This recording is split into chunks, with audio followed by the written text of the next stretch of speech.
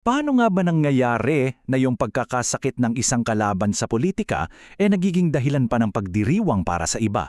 Yan yung tanong na susubukan nating sagutin ngayon habang binubusisi natin ang isang pagsusuri tungkol sa matinding reaction online sa isang health scare ng isang politiko at kung ano ba talaga ang sinasabi nito tungkol sa ating kulturang politikal. Nagsimula ang lahat noong Enero 21, taong 2026. Dinala si Pangulong Ferdinand Marcos Jr. sa ospital para sa tinatawag na Precautionary Medical Observation. Simple lang, di ba? Isang simpleng balita. Pero yung naging reaction dito, well, doon na nagkakomplika ang lahat. Kasi, alam nyo, sa social media, iba ang kwento. Ito yung isa sa mga naging tugon mula sa ilang taga-suporta ng dating Pangulo. Isang hiling na, aminin man natin o hindi, ay puno ng galit at nagpapakita to ng isang napakalalim na hidwaan. So yun nga ang malaking tanong, di ba? Paano tayo umabot sa ganitong punto? Paanong ang simpleng di pagkakasundo sa politika ay nauuwi sa ganito katinding komento? Ating alamin kung paano to sinuri ng material na ating ginamit.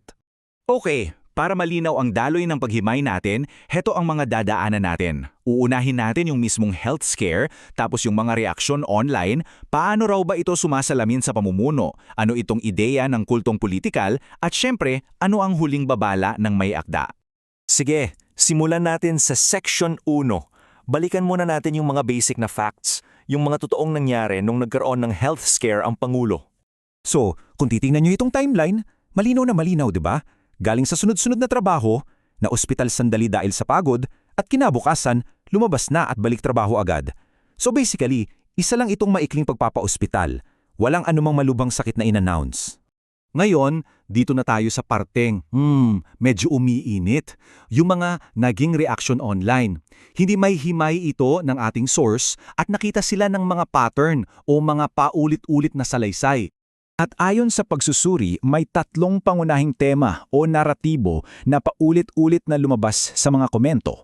Una, yung tinatawag na karma narrative. Pangalawa, yung paratang na isa lang tong medical gimmick. At pangatlo, ang muling pagbubuhay sa issue ng drug test. Para mas maintindihan natin yung unang narrative, kailangan pamilyar tayo sa isang konseptong Pinoy, ang GABA. Ito yung parang karma pero medyo mas malalim. Ito yung ideya ng isang banal na parusa or divine retribution para sa isang malaking kasalanan. At ito raw yung naging takbo ng isip. Yung pagkakasakit daw ni Marcos, yan yung gaba sa kanya dahil sa pagtataksil niya sa pamilya Duterte. Anong halimbawa? Yung pagpayag daw na pumasok ang ICC para imbestigahan si dating Pangulong Duterte. Dahil sa ganitong pananaw, para bang si Duterte ay nagiging isang sagradong figura na hindi pwedeng galawin at sunumang kumalaban sa kanya, well, deserve daw nilang magdusa. Okay, bukod sa gaba, may dalawa pang linya ng atake. Una, na gimmick lang daw ang lahat para makakuha ng awa o simpatya. At pangalawa, syempre, binuhay na naman ang luma at walang basehang akusasyon tungkol sa droga kahit na ayon mismo sa source, may record na nagnegatibo na si Marcos Jr. sa isang drug test noon pa. So, dito na pumapasok yung tanong na, saan nga ba nanggagaling ang ganitong klase ng mga reaksyon? Dito na ngayon ikinonekta ng source ang lahat ng ito sa klase ng pamumuno na tinitingala at hinahangaan ng mga taga-suporta. At dito, kitang-kita yung tinatawag ng source na tactical hypocrisy. Pansinin nyo yung malaking pagkakaiba, no? Kapag kalusugan ni Marcos ang pinag-uusapan, kahinaan yan, gimmick o parusa. Pero kapag si Duterte naman ang may issue sa kalusugan, biglang nagiging simbolo yon ng pagiging biktima at martir dahil sa pampulitikang pag-uusig. Ang pangunahing argumento rito ng source ay simple lang. Yung mga kilos at salita ng mga supporter, salamin lang daw yan ng nakasanayan nilang estilo mula sa mga leader nila. Mula sa pagmumura sa publiko, panlalait sa mga kritiko, hanggang sa tila pag-eengganyo pa ng karahasan laban sa mga kalaban. At lahat ng ito, lahat ng naunang punto ay nagtuturo sa isang sentral na ideya. O sabihin na nating isang diagnosis ng may akda tungkol sa kung ano nga ba ang kalikasan ng kilusang ito. At ang tawag dito ay isang secular cult of personality. Anong ibig sabihin yan? Basically, hindi na raw ito tungkol sa mga plataforma o polisiya. Ito ay tungkol sa isang matindi at halos paternalistikong debosyon sa isang leader. Isang leader na gumagamit ng marahas na pananalita para gawing hindi tao ang tingin sa mga kalaban.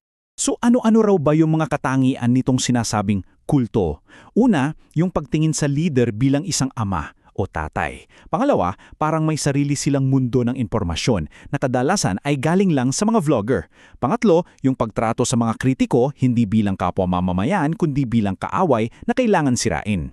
At siyempre, yung kahit anong katotohanan ng ipakita mo, kung kontra ito sa paniniwala nila, tatanggihan yan.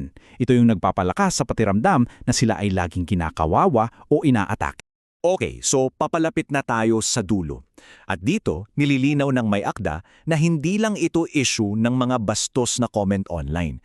Meron itong mas malaki at mas seryosong babala para sa ating demokrasya. At ito na siguro yung pinakabuod ng kanyang babala, isang direktang sipi. Ang isang gumaganang demokrasya, kailangan nito na kahit magkaiba tayo ng pananaw, kinikilala pa rin natin ang pagkatao ng isa't isa. Ang problema, sabi ng source, tila tinalikuran na raw ng grupong ito ang ganong napaka-importanteng pamantayan. Kaya sa huli, iniiwan tayo ng pagsusuring ito na may isang malalim na tanong na dapat nating pagnilayan. Ano nga ba ang nagiging kabayaran para sa ating lahat, para sa buong bansa, kapag ang kalupitan ay nagiging parte na ng strategiya sa politika?